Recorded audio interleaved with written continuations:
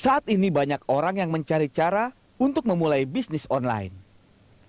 Sebagian orang memilih cara ini untuk mendapatkan penghasilan tambahan. Dan yang lainnya ingin fokus menerjuni jalur ini sebagai sumber penghasilan utama. Bisnis online merupakan primadona bagi sebagian orang yang tahu potensi pasar dan potensi penghasilan yang bisa diraup dari internet. Namun bagi sebagian orang, memulai dan mengembangkan bisnis online sering dianggap tidak mudah. Oleh karena itu, perlu adanya kiat-kiat khusus untuk memulai bisnis ini. Ya, untuk membahas mengenai peluang dan kiat sukses berbisnis online, kita akan membahasnya bersama pengamat bisnis dan pemasaran, ada Bapak Yuswo Hadi. Dan selain itu juga sudah ada pelaku bisnis online yang masih sangat muda, Chloe Purnama. Kita sapa. Chloe, selamat siang. Halo. Apa kabar? Selamat siang. Pak Yuswo, terima kasih sudah datang. Ini Chloe ini masih muda banget ya. Usianya berapa sih, Chloe? 13 sekarang. 13 dan sudah punya bisnis online berapa lama? 2 tahun. Bisa diceritain nggak? Jadi awal mulanya itu umur 11 tahun ya waktu memulai ya? Benar. Gimana sih ceritanya? Jadi ceritanya adik saya baru meninggal dari kanker otak. Dan mamaku saat itu mengajak aku ke bakti sosial untuk pelayanan ke anak-anak. Dan saya tuh punya hati untuk mereka, untuk melayani mereka. Dan mau menghasilkan uang untuk didonasikan. Ya jadi teman-temanku waktu itu tuh bilang online shop itu lagi trending, lagi booming banget. Dan saya mulai penasaran, apa sih online shop kok bisa trending banget, teman-temanku lagi online shopan semuanya. Jadi aku mulai belajar dari teman-temanku dan mereka mengajarkan semua, aku mulai tertarik dan saat itulah aku mulai. Jadi awalnya dari charity ya justru ya. Kemudian apa yang pertama Chloe bikin? Saya menjual apapun yang supplierku jual. Jadi supplierku dulu temanku. Jadi dia menjual tas, produk aksesoris, fashion, dan sampai kayak sarung bantal juga ada.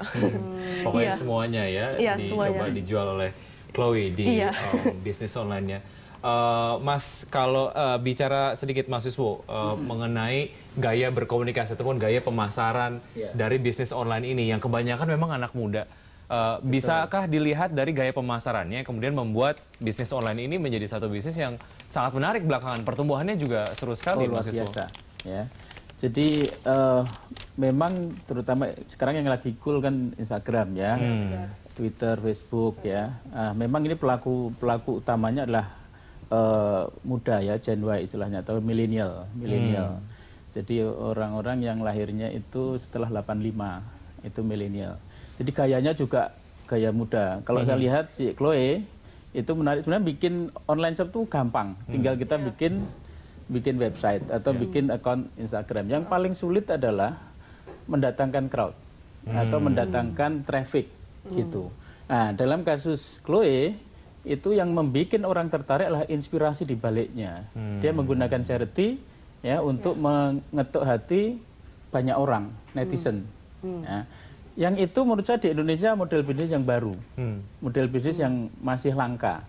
Makanya saya bilang mesti harus digedein ini karena potensinya pasti luar biasa. Tapi sebetulnya bukan bisnis karena charity ya. Betul. Artinya sudah 2 tahun ini net profitnya semua disumbangkan untuk hampir semua. Semuanya ya. Untuk sama operasi kali ya. Iya, untuk operasi terus sisanya untuk itu. Panti asuhan juga. Iya. Artinya Chloe memiliki website atau menggunakan sosmed?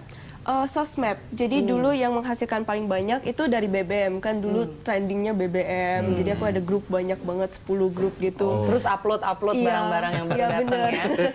Mungkin Benny kayaknya juga sering belanja. Kan saya generasi milenial lahirnya di atas 85. Aku sering belanja online. Iya, oke. Iya. Waktu itu strategi pemasarannya kan tadi dibilang apa namanya ada strateginya. Membuat strategi khusus atau memang ngalir gitu aja sih, Chloe? Ngalir gitu aja sih. Terus belajar dari pengalaman juga, belajar dari teman-temanku, belajar dari online shop lain. Dan ya, it's like a learning process. Jadi dari BBM terus udah bikin akun sosmed juga, akhirnya sekarang punya website sendiri atau gimana? Enggak punya website sendiri, punyanya Instagram. Jadi dia bisa pakai sosial media, Instagram, Twitter, atau bisa punya blog sendiri. Dalam kasus beliau itu Instagram. Mengenai strategi marketing, sebenarnya walaupun beliau bilang natural, tapi sebenarnya sudah pakai strategi. Jadi by default, kalau online shop itu umumnya strateginya adalah melalui word of mouth atau melalui komunitas, dari komunitas ke komunitas. Dalam kasus beliau, itu adalah pertama kali grup BBM ya. Grup Tapi BBM. kemudian sekarang Instagram. Iya.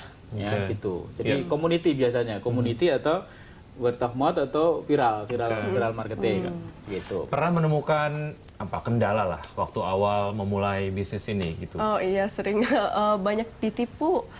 Jadi Ditipunya gimana? iya, ditipunya kayak misalnya dikasih bukti transferan palsu itu sering malah. Jadi Tapi barangnya udah kekirim. iya, aku kan dulu masih ya belum 11 pengalaman, tahun. masih 11 tahun, masih polos, alim. 11 tahun luar biasa. Iya, jadi langsung dikirim, terus aku nggak cek rekeningnya, terus aku cek belum masuk, mereka udah hit and run, ya udah mau apain. Iya. Chloe mendapatkan suppliernya nih dari mana nih untuk barang-barang yang tentunya harus dijaga kualitasnya kalau mau pengunjungnya tetap datang kembali ya, Iya. pelanggannya.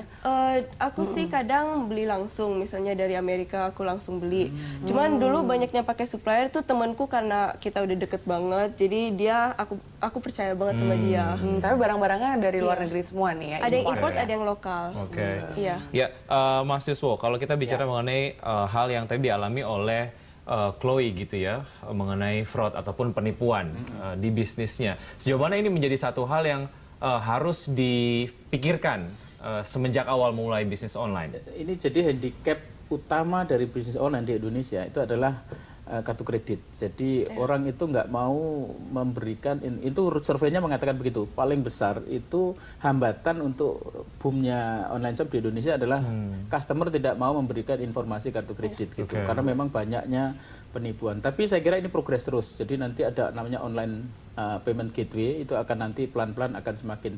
Nyatanya kan Amazon.com segala macam kan nggak masalah ya. Indonesia saya kira juga akan bisa, tapi ini melalui proses. Oke. Makanya ini bukan menyangkut beliau karena payment gateway ini di-provide oleh vendor lain ya, oleh bank, oleh kartu kredit dan seterusnya. Jadi memang di luar jangkauan online shopper.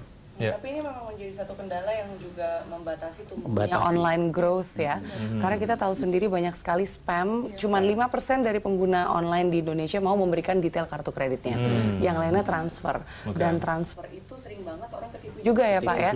Karena kalau di luar negeri tuh payment gateway ini ada yang harus nominal tertentu baru mungkin bisa dicairkan. Atau udah ada kesepakatan dari kedua belah pihak, sang pembeli udah menerima barang, baru bisa diambil gitu ya. Kira-kira kapan Pak Yuswo Indonesia bisa kayak gini? Karena itu penting banget. Iya, betul. Peminatnya udah banyak nih yang ingin pertama mulai adalah bisnis teknologi online. ya, atau dari pihak vendor yang sekarang ini sedang bersaing banyak untuk bisa mendapatkan industri standar gitu ya. Kalau di luar kan ada namanya PayPal gitu ya. PayPal. Nah, kita ini sedang ya termasuk PayPal juga ini sedang berebut untuk menemukan standar industrinya. Jadi saya kira dalam 3 tahun ke depan mestinya akan makin bagus lah. Tapi itu nggak jaminan karena balik lagi itu di customernya. Jadi walaupun sudah handal, reliable, tapi kalau customernya masih ragu, kadang-kadang customer itu bodoh. Jadi sudah dikasih tahu tetap aja nggak percaya gitu. Jadi nanti test case-nya adalah di customernya. Tapi saya kira dengan banyak contoh orang online